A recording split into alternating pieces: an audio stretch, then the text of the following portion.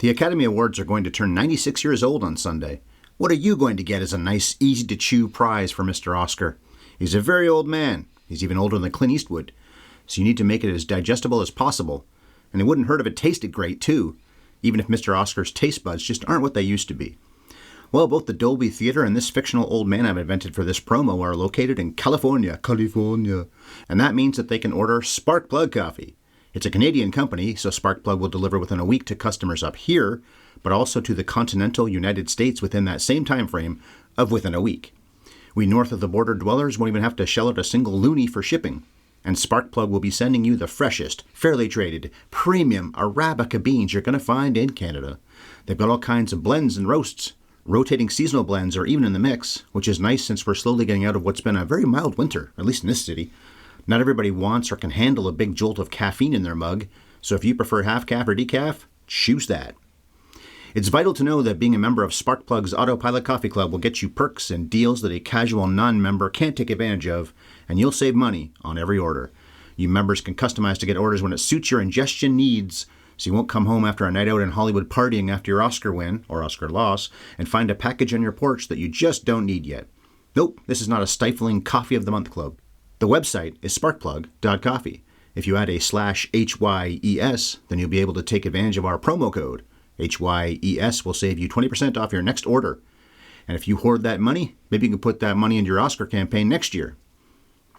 Okay, I always look forward to this time of year and the epic broadcast we're about to discuss. So let's get to it, Bev. And action!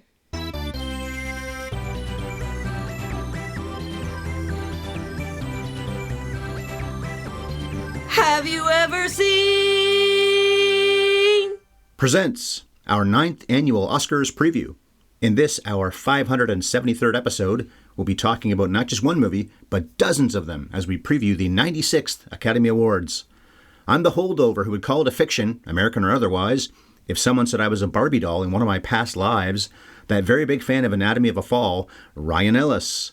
And here's the poor thing who found it in her best interest to moon or probably even kill Oppenheimer, that maestro of a wife, and she's in a zone, man. Bev. That's me. As I've been doing for several years now, I got every single Best Picture nominee into that intro. Anatomy of a Fall was the toughest one, so I just made it that I like the movie. The Oscars are, of course, this Sunday, March the 10th. We'll be watching live and possibly tweeting, so follow us now, at MovieFiend51 and at BevEllisEllis. And if we comment, you'll be able to see our witty brilliance. I don't think I've tweeted much during Oscar night, actually, but maybe I should this year. As for the broadcast, that'll be hosted by Jimmy Kimmel for the 4th time in the 2nd year in a row. I think he's a good host. I think he's a good choice for it. Might catch up to Bob Hope, Johnny Carson, Billy Crystal at this rate. The first prediction I'm making is that it's been a few years since somebody got biffed in the face, so we're overdue for a slugging. What is this, 96 you said? Yeah. So there's only been one biffing in 96 years. So if you were looking at average biffings per Academy Awards broadcast, we have like another 90 plus years to wait for the next one. Well, I predicted John Williams would be the culprit last year. This year, I'm going to go with John again. Only this time, he'll specifically seek out fellow old man Marty Scorsese and just cuff him one. It's been coming for years. Then Steven Spielberg and Robert De Niro will have to step in and separate them. And if Warren Beatty shows up as Annette Bening's date, he can get involved too. Old guys rule! 5 of those 6 names I just dropped are nominees this year, by the way. Williams for his music, Scorsese for many things, including directing, Spielberg for producing Maestro, De Niro for acting in Killers of the Flower Moon, and Benning for Naiad. I didn't do the math, but those 6 people, if you include Beatty, must easily have 100 nominations between them. I bet it's more. Because Williams has got 54, I believe. We'll get to him sometime. Wow, 54. Just him alone. Wow. And Scorsese has now tied Spielberg again for the second most directing nominations ever with this one this year. They both have 9. Or maybe it's 10, I forget. Do you think if you're John Williams, or just any of those people that get nominated all the time, you start to get bored of going to the show? You get mad, you want to hit somebody. It certainly can't feel special to them anymore. And there's got to be a part of them that's like, oh man, I got to put on a suit. He keeps going though. Yeah, he does. It's probably easier for dudes. I think for women, it's a much bigger ordeal to get a dress, get your hair done, get the jewels, get the makeup, get the whole 9, wear those uncomfortable shoes all night. So it's probably funner for dudes. Probably true. He's also won 5 times, so he can't complain about that anyway. It's been a long time, but that's a 1 in 10. That's actually bad odds when you consider there's only 5 nominees. Right. Although, how many times has he been up against himself? Oh, I don't know if it's often, but probably a few times. We'll get to that theme later on in this podcast, but not about him.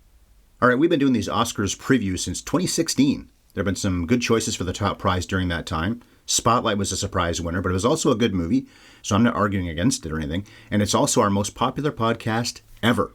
Isn't that crazy? Far and away. Spotlight. Yeah. I love the movie. I got to go back and listen to that podcast to see what we said. It's not that good. It's fine. We were both fans of Moonlight, Parasite, Nomadland, and Everything Everywhere All at Once, but we didn't love Green Book, The Shape of Water, or Coda. And whatever does win this year, probably a film you don't like, we will cover on this channel later this year. The odds are very good that it will be a movie that you hated, in fact, Oppenheimer. But weirder things have happened, and maybe something will pull off the upset. So on that note, the coming attractions opinion question that I always ask going into this show, what do you want to see win Best Picture? My favorite of the nominees is Anatomy of a Fall. I had a blast watching American Fiction and Barbie, but I'd vote for either Anatomy of a Fall or The Zone of Interest. So the fun movies are great. Sandra Hüller, she's the one. She's in maybe the two best movies of the whole year. Yeah, she really is. But they might both get shut out altogether. Zone of Interest winning the international feature is pretty likely, so probably won't get shut out. But I think it has a good shot at sound design. it should win the sound design. It should win sound, and I think that Anatomy of a Fall should win original screenplay. It might. It won the Globe. I have my fingers crossed for that. We'll look at the nominees now. We'll talk about Best Picture, Best Director, the 4 acting categories, and the 2 writing categories. Plus, I have some notes about some of the technical categories, too. We won't bury the lead, though. Let's talk about the 10 nominees for Best Picture. In the last few years, it's been 10 every time. Other than Oppenheimer for you, I don't think there's anything bad in here, but we'll go through it alphabetically. American Fiction's number 1. 5 nominations in total, obviously Best Picture. Jeffrey Wright for Best Actor. Sterling K. Brown, bit of a surprise nomination for Best Supporting Actor. Cord Jefferson's Adapted Screenplay. And Laura Karpman's Music Score. This is a very funny film, and I will definitely watch it again. It reminded me of how I felt about Wonder Boys 23 years ago, which is a movie I loved both times I saw it on the big screen back in 2000 and then 2001. I think it got re-released, going to the Oscars.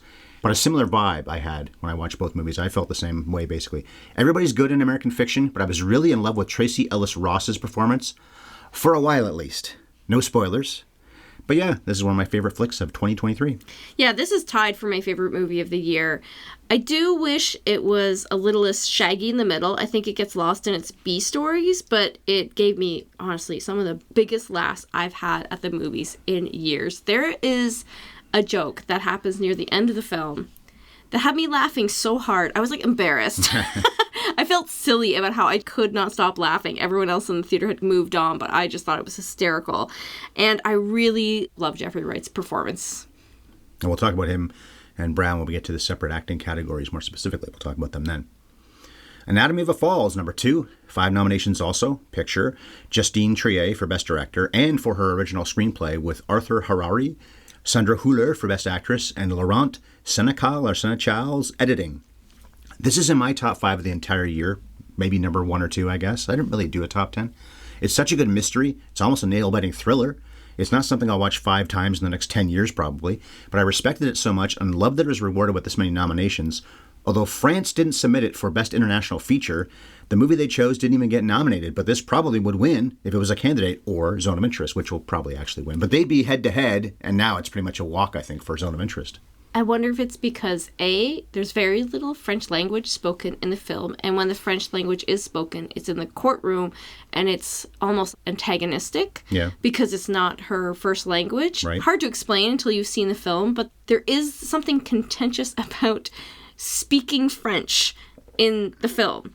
And so they mostly speak English, actually, but there's a lot of German in it as well. So I bet that's why France didn't want to submit it for their foreign language film.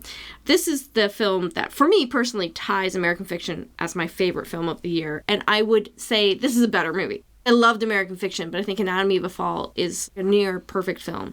Starting with this masterpiece of a script, pitch perfect execution on a really challenging story. It's very thoughtful, it's nuanced, and it's gripping. I just really, really love this film.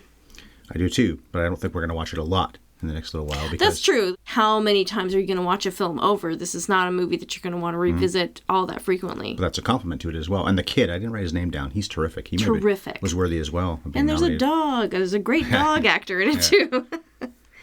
Well, a movie we've seen twice, and I think the only one I've seen from last year, a second time so far, of any movie, is Barbie. 8 nominations. Picture. Ryan Gosling for Best Supporting Actor.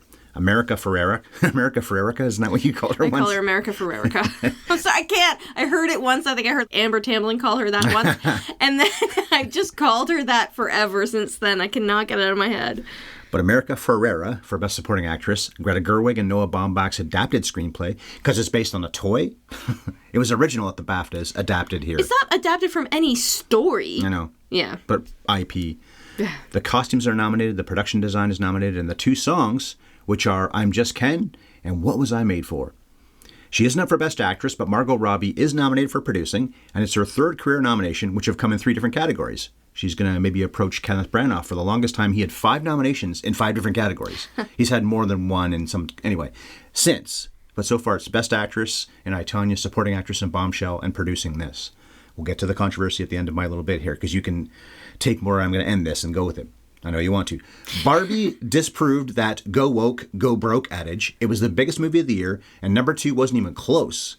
Plus, it's simply the funniest movie I saw last year and is one of the best laugh lines ever when Issa Rae asks one of the Kens to watch The Godfather with her and talk over it the whole time. And we watched that scene twice when we watched the movie a second time because I laughed so much over it that I had to hear it again. God, I love that whole bit. You're not even doing the best part of the joke, is the way she pronounces The Godfather. You haven't seen it? Robbie and Gosling are great, and I look forward to seeing this plenty of times over the years. The sometimes cloying, yay women, boo boys message in some parts of America Ferrerica's infamous, it's impossible to be a woman speech. All that aside, I think we men can handle the often hilarious shots at us, because that is a shot at people like me, the Godfather talking over thing, but it's still really funny. And it's done with love. I think that's true, too. It is co-written by Greta Gerwig's, I guess, still boyfriend, and a guy, Noah Baumbach. And as for Gerwig not getting a directing nomination, which I think she deserved, and Robbie not being up for Best Actress, which she definitely deserved, I would have had them both in there, but at least they are nominated in those other categories, writing and producing it. I also don't think you can call either of those snubs when their movie ended up getting 8 nominations. If the movie was snubbed, that would be probably more of a standout if it was just Gosling or if it was just the technicals. But it got a bunch of important ones and the technicals.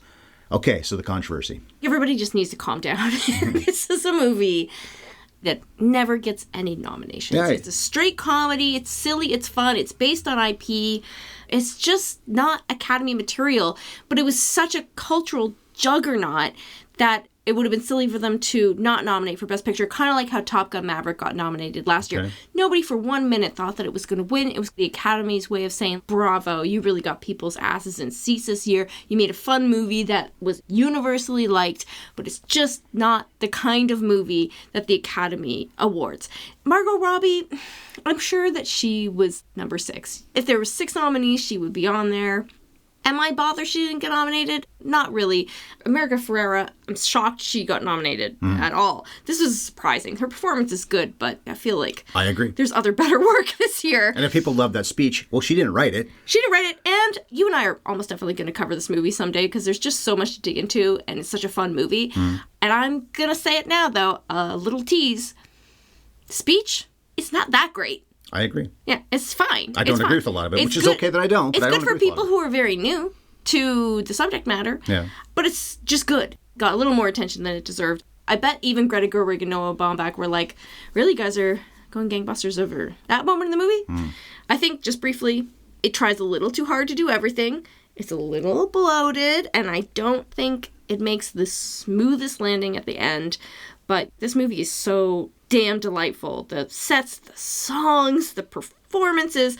Of all the films that came out this year, it's the one that will still be a huge part of culture 10 years, 20 years, probably even 30 years from now. And of course, they've already won the biggest prize of all, which is generational wealth. Yeah. They made $1.4 billion. Margot Robbie and Greta Gerwig. They don't have to work a day in their lives. Their children don't have to work a day in their lives. Never mind the merch. Oh my God, I know. Not a lot of Oppenheimer toys out there. Their home media money for the rest of their lives. And I bet you any money that somebody right now in New York is writing the musical version of this. There'll be a sequel. Trying to get it on Broadway. There will be a sequel. This is not over. Barbie 2, G.I. Joe, and Ken's. They all fight. The Holdovers, which we just saw 2 days ago. I guess it's 3 days ago, actually. 5 nominations also. Best Picture, Paul Giamatti for Best Actor, Divine Joy Randolph for Best Supporting Actress, David Hemingson's original screenplay, and Kevin Tent's editing. Mark Johnson produced this, and he won for producing Rain Man 35 years ago, and he hasn't been at the show as a nominee since Bugsy with Warren Beatty in, what was that, 1992 for the 91 movies. Yeah. That was Warren Beatty's, well, he had directed, actually. That was Levinson directed that. We saw this just a few days ago, so I've now seen every single nominee in these 6 major categories, all the acting, picture, director, and the writing. You've seen most of them. We'll talk about the ones you haven't when we get to them. I don't think this would make the cut for Best Picture if there were only 5 nominees like there used to be. I had a nice time watching it, but we didn't laugh that much for a comedy. The 3 actors are all really good, though. It's certainly solid, but it isn't exactly breaking new ground. It had me thinking about how Alexander Payne, when it comes to Best Picture, he's always a bridesmaid. He gets nominated so much. He's had 5 films be nominated for Best Picture, and he's never won. I think his films are nearly perfect, but there's a lack of ambition. Yeah. I think that's what stops him It's from fitting winning for these characters. the big prize. Yeah, it's true. He's really good at making these small movies about relationships with immaculate writing, beautiful, funny. He gets amazing performances out of his actors, and he's had tons of nominations for his actors. Looked it up, though. Never a win. No. A lot of his actors have been There nominated. will be this year. Yeah, it's true. It's going to break that streak because Divine Joy Randolph is absolutely going to win Best Actress. Supporting actress. Supporting actress, sorry. And this is such a prototypical Alexander Payne film. And it's wonderful. I really loved it, but it's just too cozy and familiar to win. It's just too safe. Not extraordinary at all. All right, next up is Killers of the Flower Moon, which we saw on Apple Plus, I don't know, a month or so ago. 10 nominations. Best Picture, Marty Scorsese for Best Director, Lily Gladstone for Best Actress, Bob De Niro for Best Supporting Actor, Thelma Schoonmaker's Editing, Rodrigo Prieto's Cinematography, the Costumes, the Production Design, Scott George's Song, which I didn't write down. Anyway, it's a native name, I'll look later, and Robbie Robertson's Music Score, which is his first and will be his last because he died last year. Daniel Lupi has his 3rd nomination for producing, and Marty has his 4th. I'd say this is Marty's best film since The Wolf of Wall Street. It ended up being more compelling than we expected, especially for a 3.5-hour film. And yes, sorry, Marty, we saw it at home on Apple Plus. As for the story, it's about how white people robbed from natives and then just flat out murdered them, which was happening even long after white pricks first came over here from Europe and had already committed a genocide and taken most of the land. I think that's why they're attracted to this story. Marty was, because this happened about 100 years ago. Not way back when, hundreds of years ago. The 3 stars delivered pretty good performances. DiCaprio's miscast, but he's always good, so he's at least solid. Plus, I love Robertson's music score. I pointed out to you about halfway through, and the nominations hadn't happened yet, I guess, when we saw this, but I was so glad to see that he got nominated. That's the one thing I demand that this movie win, although it's probably not going to. Oh, God, you're right. It's not going to, even though I really love the score. I liked this film a lot. Agree with you, Leonardo DiCaprio was miscast, but was great in it. Like, he's great in everything. I think that... He's too old, is what we're really getting at. Not just that he's too old, and I don't think this spoils anything. I think Leonardo DiCaprio cannot play somebody stupid. He's an idiot, but he's not an idiot. His character is stupid. His character's an idiot, His character's stupid, but he's too smart. He's played too many smart characters over the years for an audience member to buy it. That he's dumb enough to do some of the dumb stuff he does in this film. And to be that oblivious about things that happen in the story. Yeah. But he's Leonardo DiCaprio. He is a great actor. He's always so interesting to watch. There are lots of people out there that really love the direction Scorsese's films have taken in his later years. I'm not necessarily one of them, but he's still absolute master. This is a really beautiful and moving film, but it's not going to win, and I don't think it should. Not Best Picture. It might win some of the technicals. Lily Gladstone has a great chance, and you're right, some of the technicals have a great shot, and I would recommend this to anybody who's curious about it at all, and I agree with you, this is the best film since Wolf of Wall Street. Maestro. 7 nominations. Best Picture, Bradley Cooper for Best Actor, Carey Mulligan for Best Actress, Cooper and Josh Singer's original screenplay, Matthew Libatique's cinematography, the sound, and the makeup. Infamous big nose they put on him, and yet gets the Oscar nomination. This represents Spielberg's 13th producing nomination and his 3rd straight. The other 2 were for his own films. And it's also the 5th for Christy McCosco-Krieger, who's on Spielberg's production team. It's also Bradley Cooper's 5th for producing. As for Krieger, she's only 54 and has 5 nominations. She might catch Kathleen Kennedy as the most nominated woman producer ever, or at least catch up to Dee Dee Gardner, who has 7 nominations and then 2 wins for Gardner. I really like the way Cooper and Libatique use the camera in this, the way they move around and stuff. It's a good-looking movie for the most part. Even though I didn't love the changes in aspect ratio, I feel like that's been done before, and it's not like it need to be done here. Just make your movie 2:3:5 or 1:8:5 or 4:3 if you want to. Don't change it. Brad is fine, as Leonard Bernstein, and Carey Mulligan is pretty good as his wife Felicia. but it just feels like we've seen the story about how a famous genius succeeds publicly while struggling in his private life over and over and over. I doubt Maestro will win anything. Cooper's going to win one of these days, but he's not doing it this time. He's chasing the Oscar a little too hard. I just want somebody to give one to him so he can go on and make movies that he likes and that, I don't know. When I say I'm allergic to biopics, this is exactly what I'm talking about. It's beautiful. I agree with you. It's shot beautifully, but it's overbearing. It's a slog through the bullet points of a man's life with these big actors giving big performances and big wigs and the aging makeup. Big nose. Big nose. And at the end, I'm usually wondering, what was the point? Which was definitely the case here. What is the point of this movie other than to get Bradley Cooper an Oscar? One of the most famous composers of all time deserved his own movie, but I'm going to say this about one of the actors a little later on who I like just fine. I don't mean to rip into him. There are so many stories to tell about people that don't look like you and me, or even white guys, too, that haven't been talked about. I know, but when it's the same basic structure, I'm getting tired of seeing the same basic structure for a different person. Yeah.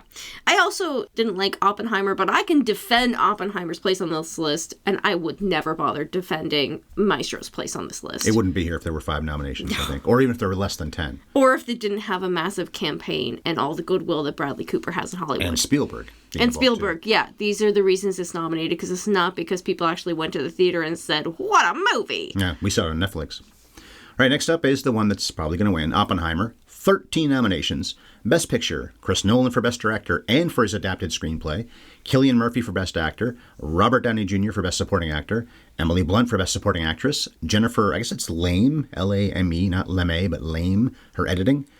I think I pronounced this wrong in the past, but I guess it's Hoyte, Van Hoytema. His cinematography, the sound, the costumes, the production design, the makeup, and Ludwig Göransson's music score. I know you don't like that. I don't remember it, but I guess it was droney, wasn't it? Oh, God, it was droney. You saw this movie a few weeks before I did last year, and you ripped it to shreds over dinner that night. But I had the opposite feeling when I finally peeped it out. I liked it a lot. It's Nolan's... Oh, I liked it. It's Nolan's best movie since Inception, I think. So Scorsese, we're talking about 10 years, and for Nolan, I think it's close to 15 years since he made a movie I liked. Interstellar I want to see again, but I would say since Inception. He put together a hell of a cast, and the production design is marvelous. If this doesn't win a lot of trophies on Sunday, including picture and director, I'll be shocked. Should it win a bunch, though? Yeah, okay. It's not my number one film of 2023, but I respect the hell out of it. And at least we can understand what the living hell people were saying. Unlike in Tenet, some of Dunkirk, and even some of Dark Knight Rises with the Bane thing. The take over the city. Go ahead. Okay. Well, first I have a question. Do you think that Nolan went back to the well of World War II just because he really wants his own Oscar? Oh, he has Oscars, doesn't he, for writing? No, he's never actually personally won an Oscar. Nope. Do you think that that's why he was like, all right, here you go. He's your World War II biopic? That might be true about him and Cooper and Leo before he finally won, but I think they actually just like these stories, too. These are challenging things that these guys are doing as well. Well, while this feels Oscar baity, and it does, I kind of forgive it because it's still through and through a very Christopher Nolan film. I just don't like Christopher Nolan films. His storytelling here... It's less sloppy than most of his films are, but still I find it way too bloated and busy, and it's just so dour and self-serious, and that wall-to-wall tension in the score is relentless. But I won't be mad when it wins, and it's going to win, because... You were last summer. when you saw it. Oh, no, I was mad when I saw it. It was fresh that night, though. I really didn't like this movie. But I know this is a matter of personal taste here. I don't like Christopher Nolan films, but I have a ton of respect for him as a filmmaker. He is truly an auteur who's succeeded in Hollywood. He has tons of fans who adore him for the things that he does do well. I really think it's just a matter of the things that he's great at are the things that I don't value as much, and the things that I do value are things that happen to be his weakness, because I love an elegant story, and that is really not his jam. But he can make a beautiful film with the most compelling images, and he can make you feel things, but he makes you feel things with his overbearing score and his very big performances. Yeah. Past Lives is next. Only 2 nominations, so this also would not be in here for only 5, although I liked it. Picture, of course, and Celine Song's original screenplay. This is the first nomination for Christine Vachon, who's been producing for decades, a lot of Todd Haynes' films especially, and it's the first film Celine Song has been involved with at all. Writing, directing, anything. Wow. Past Lives is a nice, quiet, small movie, the kind that rarely gets a Best Picture nomination. But Song and her cast did good work here. And it's also nice to see a Korean film get recognized like this. And maybe number 7 on the list of best actresses would be Greta Lee, if not number 6. Agreed. This is such a lovely, nuanced, subtle film. It's delicate as a flower petal and just as weightless and beautiful. I agree with you, the nomination is the prize here, though you say movies like this don't tend to make the nomination or certainly win, but movies like Past Lives have been breaking through more and more with the Academy. In a different year, I could see this movie having the momentum to break through and win the way that Nomadland did, the way that Coda did. As it stands, though, the nomination at the very least will get more people to discover it, which is wonderful. And make Greta Lee finally a movie star. Yeah, she's been around for a long time. She's been on the precipice for so long. She's not new like Song is to this. Oppenheimer and Past Lives, by the way, just recently went up on Amazon Prime. While Maestro has been on Netflix since last fall, Killers of the Flower Moon, Apple TV, and you can stream most of the rest of these. Some, like Poor Things, I don't think you can yet, but probably soon.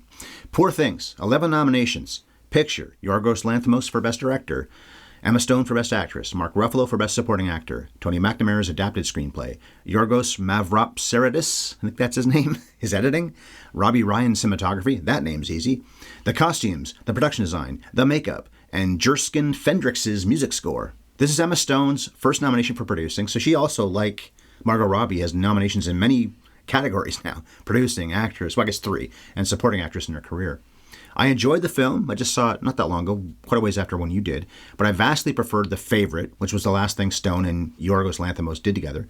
This didn't need to be 2 hours and 20 minutes, but Yorgos got the memo from the great movie god in the sky that told filmmakers that in the year 2023, you must aim for a running time of 2 hours and 20 minutes. Look it up. A lot of movies this year were that length or right around that length. And of course, Killers of the Flower Moon and Oppenheimer were even longer. But yes, Poor Things is a clever movie and has a lot going for it, but I wasn't exactly locked in with its vibe either. I was very restless. Maybe it's not the movie's fault. Maybe it was mine. It's very creative. I'll give it that. Yeah, lots to love about this bizarre, gutsy work of art. And you know I love Yorgos Lanthimos. Yorgos? Well, I always said Yorgos. When Emma Stone won the Golden Globe, she thanked Yorgos. And I'm probably saying it wrong still. No, that might be right. I mean, I'm doing my best here, but everybody knows who I'm talking about. Try the editor's name. No, thank you. Mavropsaridis, did I say that right? Greek names are challenging. I'll just call him Lanthimos from now on. I'm a Lanthimos fan, but there's something that stops me from really outright loving this one. I can't figure out what holds me back. I guess I'm in the same then. Maybe it's the lack of nuance. His other films are hard to interpret. They're like puzzles that you have to think about and get to the bottom of. There's so much subtlety that this movie does not have. And it's funny. It's the most shocking and vulgar of his films, but I think it's the least dark of all his films, wouldn't you say? Yeah, probably. But it is so truly funny and really imaginative. I didn't laugh that much, but I was in the theater with maybe 5 other people, and you weren't one of them. Oh, so I definitely found it funny. We couldn't share laughs. Yeah, you couldn't hear my outrageous, annoying laugh to egg you on. Emma Stone might win for Best Actress, but I really, really hope it wins for costumes. Oh, it's got a great shot at that. Here is a world that was completely created from scratch, and the creativity and vision that went into the costumes for this film deserve a win. Yeah, it's Tim Burton-esque in that way. He made a lot of real places, but made them seem not real, like Gotham and Batman and Beetlejuice World and some of the things like that. Edward Scissorhands. That was the other one I was thinking of, yeah. Last one is The Zone of Interest. 5 nominations, Best Picture. Jonathan Glazer for Best Director and for his adapted screenplay, The Sound, and the International Feature. These are the first 2 nominations ever for Glazer, who directed Sexy Beast, Birth, and Under the Skin. We're probably going to cover that one later this year, Under the Skin. This is just a great movie. Spielberg recently was quoted as saying it's the best Holocaust movie since his own Schindler's List. A little bit arrogant to say that, but then he's not wrong, though, either. Yeah. For Glazer to add to the long list of Holocaust movies and yet never show any Holocausting is an impressive feat. You hear awful things, you just don't see them because we spend the majority of the movie in a house right beside a concentration camp with a German family, and the father is killing people right next door. It's not the kind of film you want to watch over and over again, much like Anatomy of a Fall and Killers of the Flower Moon. At least I hope you won't, because if you do, then are you a Nazi lover?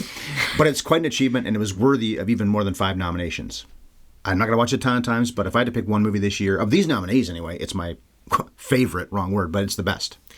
Oppenheimer's most likely to win. Barbie is most likely to be the one that we're still watching and talking about in 20 years. This is the film most likely to end up on the Sight and Sound list someday, because it's actually pushing the art of filmmaking. It is an out-and-out art film. I kind of feel bad for the person who watches it just because it got a Best Picture nomination, expecting it to be entertaining. This is a film that's almost combative to the audience's expectations, even to the audience's experience. It's like aggressively boring and off-putting in a way. Even though think so. I wasn't bored, but that's because I'm a film nerd and I love art films, and I think that I'm more fluent in the language than the average moviegoer. But I think you would agree that while we have lots of friends who would enjoy Barbie and Oppenheimer, those same friends we would never recommend this movie to, right? So in a way, it might hurt it that it's getting this kind of attention because people will see it that probably shouldn't bother seeing it. But you know I love a weird art film. And Jonathan Glazer is an artist. Yeah. His films are getting more brave, more gutsy, more interesting. More than anything, this movie impressed me. Yeah, great word for it. I was surprised at how much I got out of it. Liked, again, is the wrong word for it. As almost always, it's mostly white people who produced these Best Picture nominees, and some of the biggest names of filmmaking are in the group. Spielberg, Scorsese, Nolan, plus you can include Bradley Cooper, Emma Stone, and Margot Robbie as greats of the modern generation, I think. Not for producing exactly, but just filmmaking in general, acting mostly. But while it's a lot of whiteys, 2 black men are producers on American fiction, Cord Jefferson and Jermaine Johnson. We'll talk about Jefferson again soon. Also, 8 women are spread out amongst the 10 nominees for Best Picture. Marie Ang Luciani produced Anatomy of a Fall. Margot Robbie on Barbie. Amy Durning and Christy McCosco Krieger produced Maestro with Spielberg and others, Cooper. Pamela Koffler is part of the Past Lives team with Christine Vachon. Emma Stone is up for Poor Things, but it's Emma Thomas who's likely going up on stage on Oscar night as a producer with her husband, Chris Nolan, because Oppenheimer is the clear frontrunner. I think Oppenheimer's going to win. Do you agree? Do you think it's going to win? Oh, yeah. It's one of the most sure things we've seen in years. It's been cleaning up this entire award season. And it is a good time to catch the pendulum swinging back from possibly the silliest Best Picture winner in history. It's a film with so much gravitas compared to Everything Everywhere All at Once that won last year, and even Coda the year before that. These very light films swinging back to the historical biopic. Okay, Best Director. We'll go alphabetical. Jonathan Glazer, Zone of Interest. 2 nominations this year. First 2 he's ever had. Yorgos Lanthimos for, of course, Poor Things. 5 nominations. 2 this year. Second time for directing. Second time for producing. Christopher Nolan, who's going to win, has 3 nominations this year. That's been a regular thing in recent years where directors have 2 or even 3 nominations. I think he's only one of these guys that has 3. Is it Marty? No, I don't think Marty does. Neither does Justine Triet. Anyway, so 3 nominations for Nolan, 8 in total. Only his second for directing ever, though. What do you think the other one was? Is it writing? No, for directing. His second nomination for directing. The other one was Dunkirk. Oh, Dunkirk. Yeah, of course. Sorry, I misunderstood the question. Marty Scorsese, 16 nominations in total, 10 for directing, and he won for directing The Departed. He's the only one here that has ever won an Oscar before. He should have more than 1, we know that. Justine Triet, her first nomination for directing, of course, has 2 this year because she's also up for writing Anatomy of a Fall. Greta Gerwig and Celine Song didn't make the cut. A lot of people thought they maybe should have, or probably should have in Gerwig's case. So there's only 1 woman here, although it's an international group. You've got a Greek guy in Lanthimos, a French woman in Triet, and 2 Brits in Nolan and Glazer. I've made this point a few times in recent Oscars previews that for the past 14 or 15 years, the Best Director Oscar has rarely gone to a white American man. And I don't think Scorsese is winning this year, so that trend will continue. And this is almost certainly going to be Nolan, although I would choose Glazer or Triet, probably Glazer.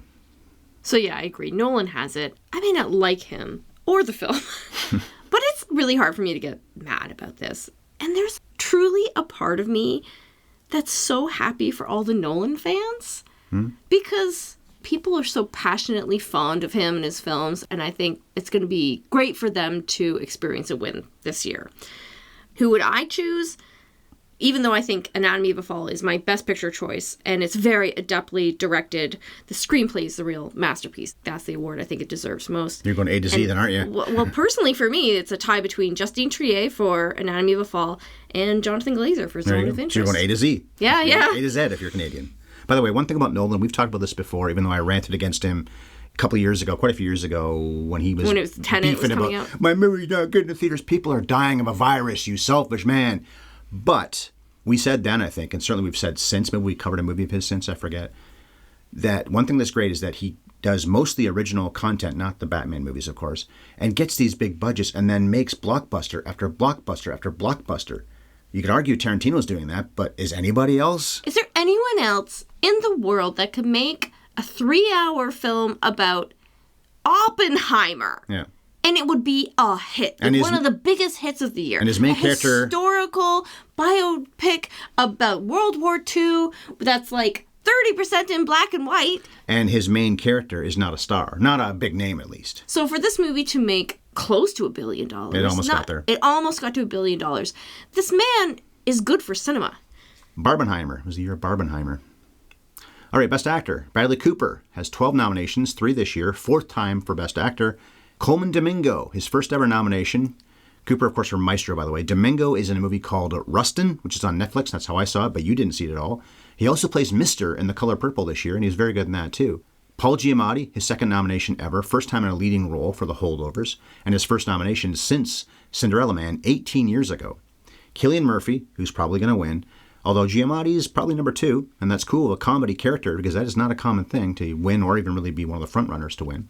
But Murphy's first nomination, he's often in Nolan's films. I think he said in one of his acceptance speeches, 20 years of working together, and he's proud of that allegiance. And Jeffrey Wright, his first ever nomination, that seems criminal. He's also in Rustin with Domingo. And the thing I was going to say earlier about Domingo is that Rustin, it's fine, but are we going to get every character now that was at the March on Washington? And I guess he organized it more than MLK did, and that's great, but I just feel like I've seen this kind of story over and over, just like Maestro. That was my problem. So the top 2 guys in the category, Cooper and Domingo, that's the problem. It's not them. It's just that I see so many movies and I've seen that. Anyway, I've made the point. American Fiction makes this very point. Why will they only make films about black people if it's about suffering, civil rights activism? Why does it always have to be about being black when black people have stories just as varied and interesting as white people, but we can only make movies about people who are at the March of Washington? Yeah. There's decent diversity here with 2 black men. Domingo is one of those, and he's also openly gay. Cooper's the only one who's been in this category before so many times, although I bet he finishes 4th or 5th. We never find out the voting tallies, but it doesn't feel like he has any momentum for any of the categories he's in. This is going to be Murphy or Giamatti, probably Murphy, and I guess I'd vote for him. Giamatti's a beloved veteran actor who's overdue to be nominated even, never mind win. I can't believe this is his first nomination for Best Actor. Yeah. That's shocking. American Splendor could have been nominated for that, probably should have been. People thought Sideways. I didn't love Sideways, but okay. Plus, Giamatti has a slight handicap with that walleye thing in his eyes. He's also in a comedy, which notoriously they don't get recognized, while Murphy lost weight and put on an accent that isn't his own, and he's naked a few times, though we don't see his doodle, but he is naked. So gold!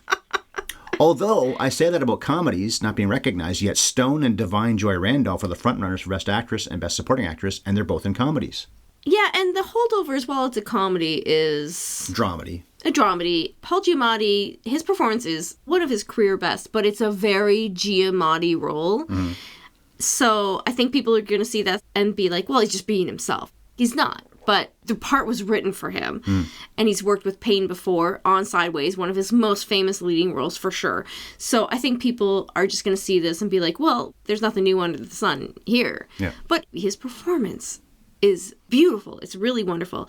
Cillian Murphy, he should win, and he will win. Okay. If I want to extol praise on Oppenheimer, the actors deserve it. The performances are out of this world. My favorite lead male performance of the year wasn't even nominated, and that's Barry Keoghan in Saltburn. Yeah, he was worthy. Okay, here's a good category. Best Actress. Annette Bening. It's her 5th nomination. This is for Nyad, based on a real person. Somebody Nyad, I forget her first name. I saw this and you did not. Her 4th leading nomination, and her first since The Kids Were All Right, with Mark Ruffalo, who's up for Best Supporting Actor in a different movie, of course. A lot of people have known each other from other things that are there at this show. A lot of people will be bonding and milling about. They do anyway, I guess, but they know each other from other things. Lily Gladstone, first nomination ever. One of her few movies so far, Killers of the Flower Moon, was in First Cow and also Billions with Giamatti. I don't know if she was in a lot of scenes with him or anything like that, but she has that credit on IMDb. Sandra Hüller, I think I'm saying that right, her first nomination. She's also great as the wife in The Zone of Interest, and people thought she might get a nomination for that too, as Best Supporting Actress, and probably was worthy. Carey Mulligan, her 3rd nomination ever. This is for Maestro. She was up for Promising Young Woman. And then Emma Stone, the front runner and the likely winner, 5th nomination ever, 2nd for Best Actress, and she won for Best Actress for La La Land. Here we have one Native American in Gladstone. Hüller is German. Mulligan is British. Stone and Bening are American, but they're also Hollywood royalty. Unlike Stone, though, Bening has never won before. I'm not saying she should, but she's never won, and she's been around forever. She's been great for so long. I'd go with Hüller, partly because she's terrific in 2 movies, and I think maybe the 2 best movies, at least of these nominees of the whole year. But this race is between Stone and Gladstone. It looks like it's going to be Emma Stone, who will have 2 Best Actress Oscar wins in 5 years, while better actors like Benning and Mulligan have never won. Emma Stone's a nice lady and she's got talent, but 2 Oscars in 5 years?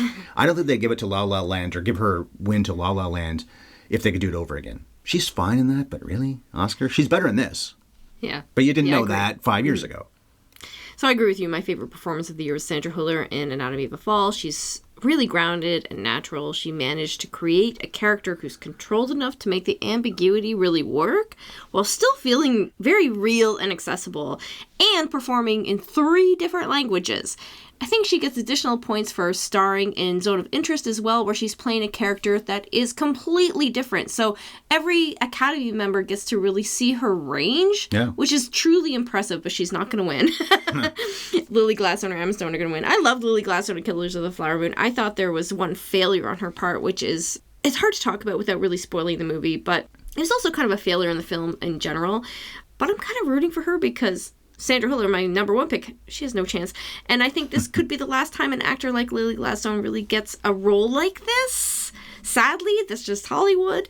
Emma Stone, like you said, she just won. She has a real shot, but it's probably hurt by the fact that she won not that long ago. Her performance is so committed, and the movie simply would be nothing without her. Yeah, fair. Supporting actor, Sterling K. Brown. His first nomination, he was in Black Panther and best known for the TV show This Is Us. I've seen him do a few things. He's a very talented guy, but I don't know him that well. The other 4 we know very well. Robert De Niro, 9 nominations in his career, 3rd time for supporting actor. He won in this category for The Godfather Part 2 almost 50 years ago.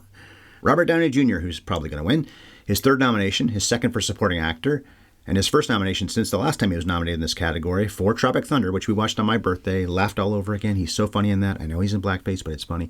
And this is his first time since then, 15 years ago. Ryan Gosling, 3rd nomination, 1st time for supporting actor, and he did La La Land with Emma Stone, so they can reunite at the show. And Mark Ruffalo, who of course did many movies with these people, Downey and the Hulk and Iron Man, of course, but also Benning and The Kids Are All Right. And he was in Zodiac with Robert Downey Jr. True, right. So Ruffalo, 4th nomination, all for supporting actor, although I didn't love his performance. Other than Brown, it's a bunch of white guys. Also other than Brown, you've got 4 big names. This is bound to end up being Downey, and of course he's overdue after such a great career. But I like that comedy performances weren't overlooked in this category, especially because Brown, Gosling, and Ruffalo were all in funny flicks. I, by the way, would probably give it to Gosling over Downey, but that looks very unlikely to happen.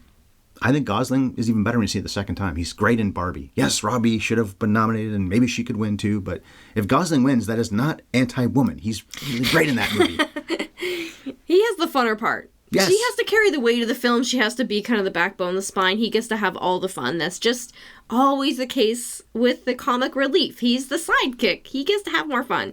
And so he got noticed more. That's just screenwriting.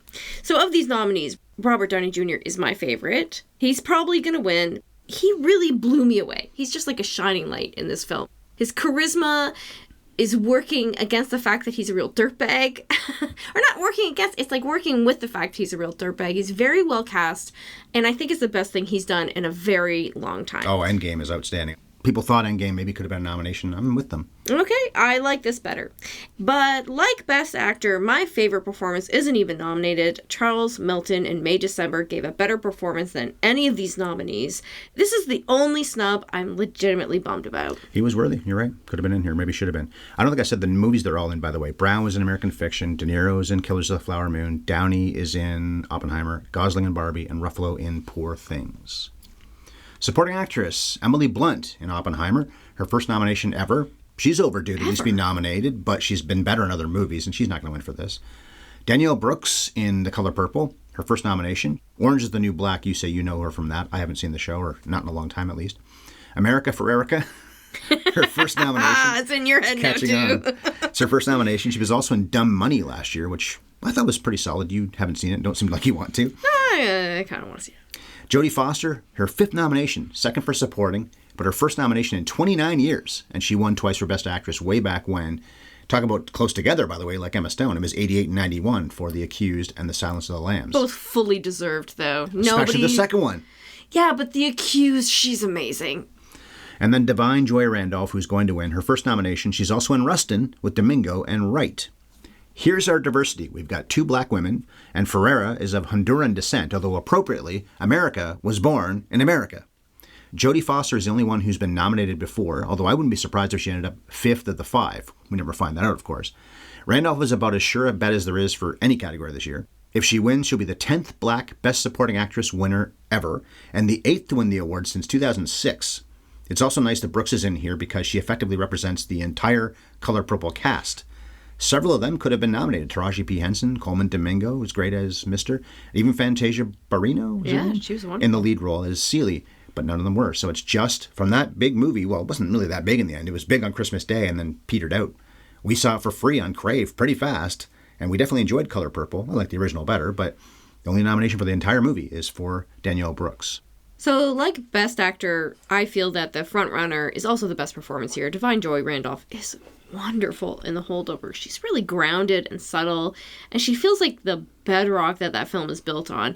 My runner-up would be Danielle Brooks for her polar opposite performance in The Color Purple, a movie that I liked far better than I expected to.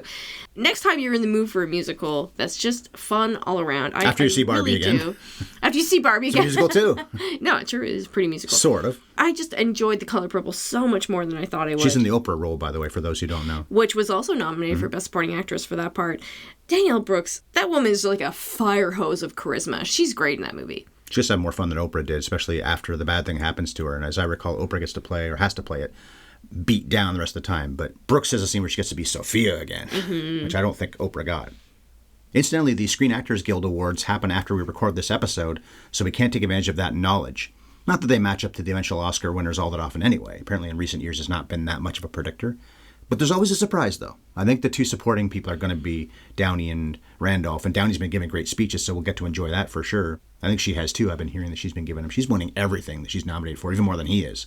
The two leading are a little bit more dubious, but then you've got basically 4 people in those 2 categories, the frontrunners, because it's Giamatti and Gladstone, probably, are their 2 biggest competitions. The original screenplays, Anatomy of a Fall, Justine Triet and Arthur Harari wrote it. First nomination for either of them.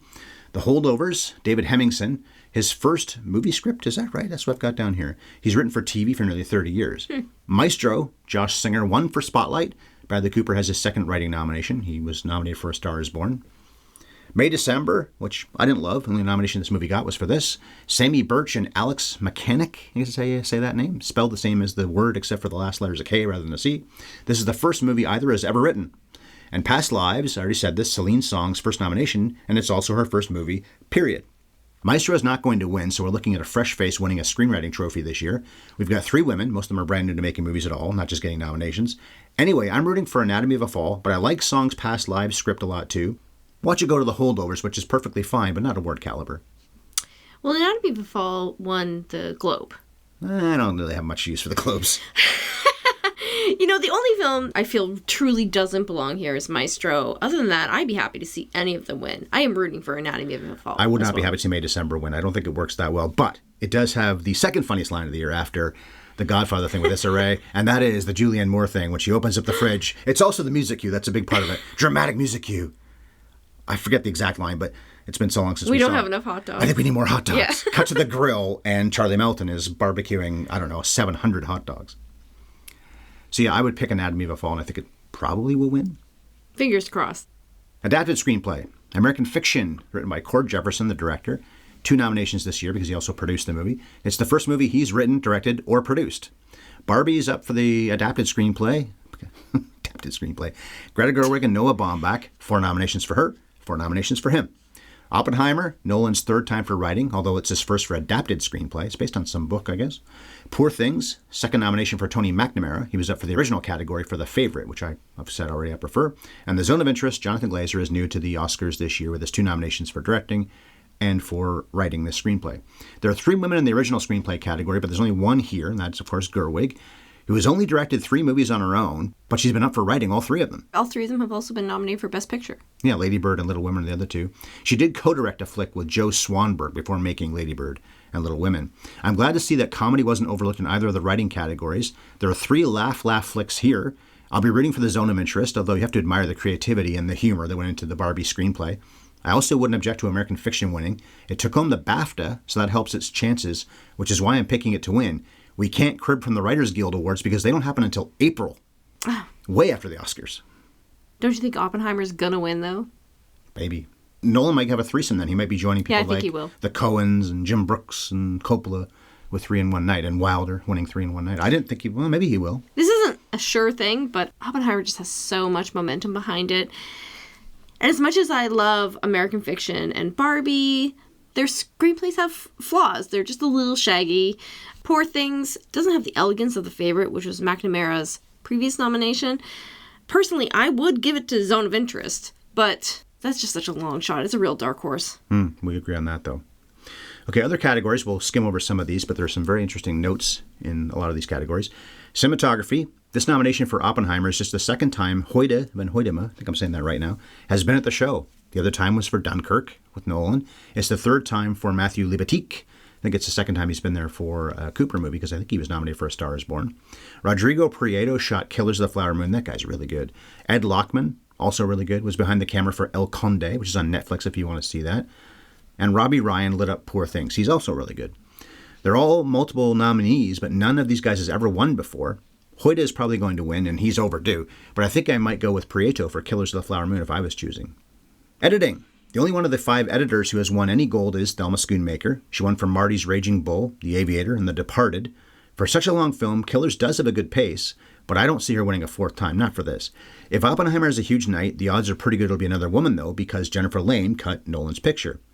I guess I'd go with Laurent Senecal for Anatomy of a Fall, although I don't think of incredible editing when I think of that movie. Barbie isn't a candidate, but it's nice that Poor Things and The Holdovers are recognized, because funny films and scary films need great editing to work as much as any type of movie does. So I think of the nominees, Holdovers and Anatomy of a Fall are the best edited films. They just have immaculate, perfect pacing. You say that Anatomy of a Fall, you don't really notice. The editing is good because you don't notice it. Yeah. The choice is to leave some of the camera reframing in there. That is just so bold. Beyond that, I think the pacing of that film is absolutely immaculate. For one of the many this past year that was 2 hours and 20 minutes long. Did it feel 2 hours and 20 minutes to you? Not at all. Killers of the Flower Moon, I love Thelma Schoonmaker, but somebody needs to rein in the length of these movies. Yeah. It's just too long. By the way, Anatomy of a Fall is 2 hours and 31 minutes. Even is longer it than really? I just looked. It does not feel that long at all. I thought it was about 2:20. I'm wrong.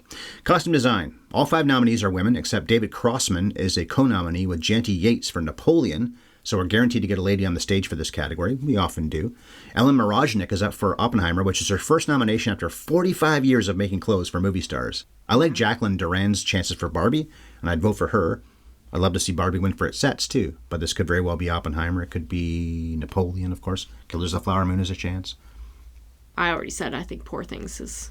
Actually, maybe that's the front runner in both these categories. I think it deserves it the most. Might be those by two, a country plus mile. Emma Stone winning for Best Actress. Even Barbie. I love the Barbie costumes, but they're all based on previously existing That's true. outfits, right? Yeah, that's true. Sound. Nolan's regular sound designer, Richard King, has won 4 Oscars before, and he's up against himself because he's nominated for both Maestro and Oppenheimer. One of his Oppenheimer accomplices, Kevin O'Connell, finally won a trophy for Hacksaw Ridge after something like 20 failures to win before that. He was the Susan Lucci of the Oscars. Their Oppenheimer cohorts, Willie Burton and Gary Rizzo, are all likely going up on stage on Sunday, especially if there's a big sweep for Oppenheimer, which is ironic because sound design has been maddening in Nolan's recent films. Not this time, though. That's one reason I didn't resist Oppenheimer the way I did, say, Tenet, which had terrible sound design. If there's any justice, though, the Zone of Interest would win because hearing and yet never seeing what's going on inside that concentration camp is critical to the movie's effect. The voters are going to be other sound designers. Don't you think that they're going to be excited by Zone of Interest that's really pushing the envelope I hope here? so.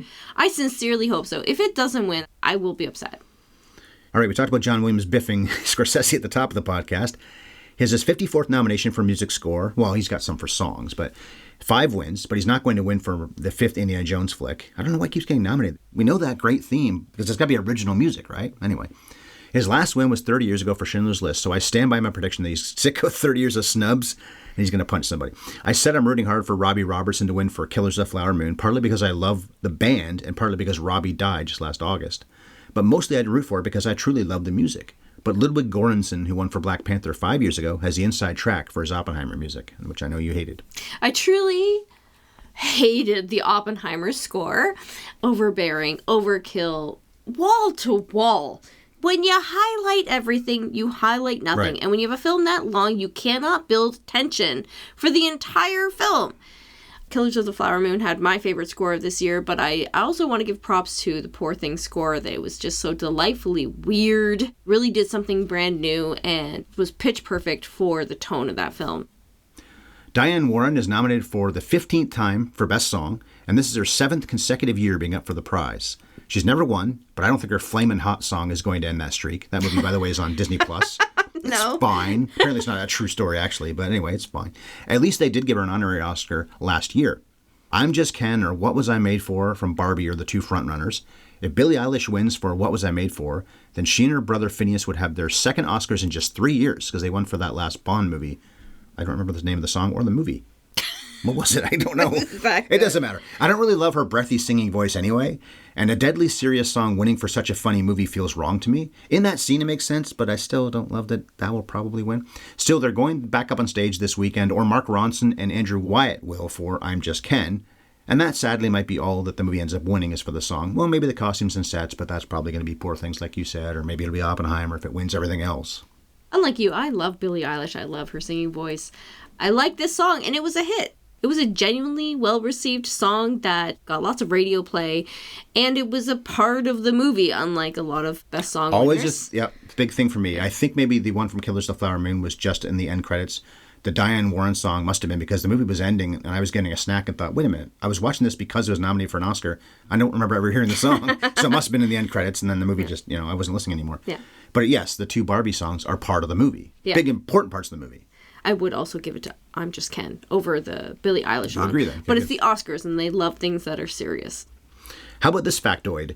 Neil Corbould, who's won twice before, is a 3-time nominee in the visual effects category this year. He worked on Napoleon, The Creator, and Mission Impossible Dead Reckoning Part 1, Cougar Mellencamp. My cousin used to say that about people's long names, adding 2 more names to a long name. Simone Coco is up against himself, too, because he was a VFX guy for Mission Impossible and Napoleon.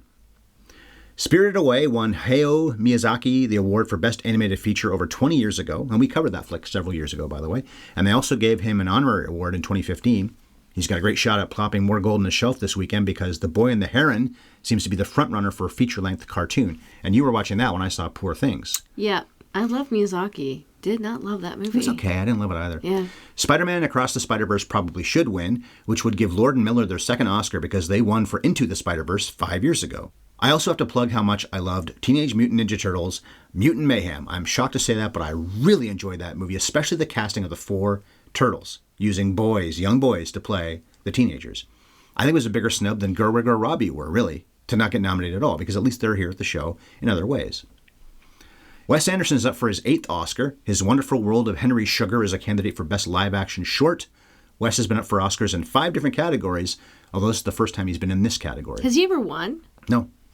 He might win for this. Just briefly about snubs, I'm a little surprised that Asteroid City got nothing, specifically for production design. And, of course, this movie's a one for that. At least once before, it was Grand Budapest. Yeah. Tenenbaums was worthy. Probably all were worthy, really. Right when the nominations came out, I saw all the shorts I could possibly see, and I haven't seen one in a while because they're not available. I know you've complained about this before. Make them available. People aren't going to bother with this. What are you holding out on us for? It's going to be super fans like us that are going to bother with them in the first place. You're not going to make money off of these shorts. They never make money, so let people see them. What did you make them for? Yeah. One last thing. The honorary award winners who got their trophies late last year were Angela Bassett, talk about overdue, and of course she didn't win last year for Black Panther 2. Carol Littleton, the woman who edited E.T. and other things, but E.T.'s the big one. And Mel Brooks, who already won a competitive trophy 55 years ago for writing The Producers, but why not give him another one? But they did that last year, and I know I've complained about this before. Yeah, the show's too long, but why are you not letting us see legends? I think Sam Jackson won in recent years, too. People want to see these people on stage as much as they want to see some young kid they've never heard of before win for some other category. And this should be at the show more than any of the shorts. Live action, animated, any of the shorts. How you have this pool of talent and you still cannot make a decent television show, which is, of course, one of my favorite television productions of every single year somehow still. Even though it's boring and everybody's complaints about it are totally valid. But yeah, this kind of sums it up. How do they make these decisions? All right, that's it for our 9th annual Oscars preview. The Academy Awards are coming up on Sunday, of course. We'll be putting up an Oscars post-view on Monday evening, unless there's absolutely nothing to say about the show. That's possible. Or if life gets in the way, that's also possible. We posted a next day show talking about the Oscars for 5 years in a row. That started with Green Book. We wanted to talk about it that night, the day after. And I think you were off is what it was too. You're available. But you'll be at work the whole day, and then we have to record it after we have dinner. That's why I won't go up till about 9:30 or 10. The show we're definitely posting on Monday the 11th, though, will be our first Best Picture winner here in Oscar month. It's Bernardo Bertolucci's The Last Emperor. The coming attractions trivia question is this. The Last Emperor was an Oscars juggernaut. It was up for 9 awards and won them all. Only one other movie won more trophies while not losing in a single category, and only one other one won the same amount as The Last Emperor while also not losing in any category. Categories? What were those 2 flicks?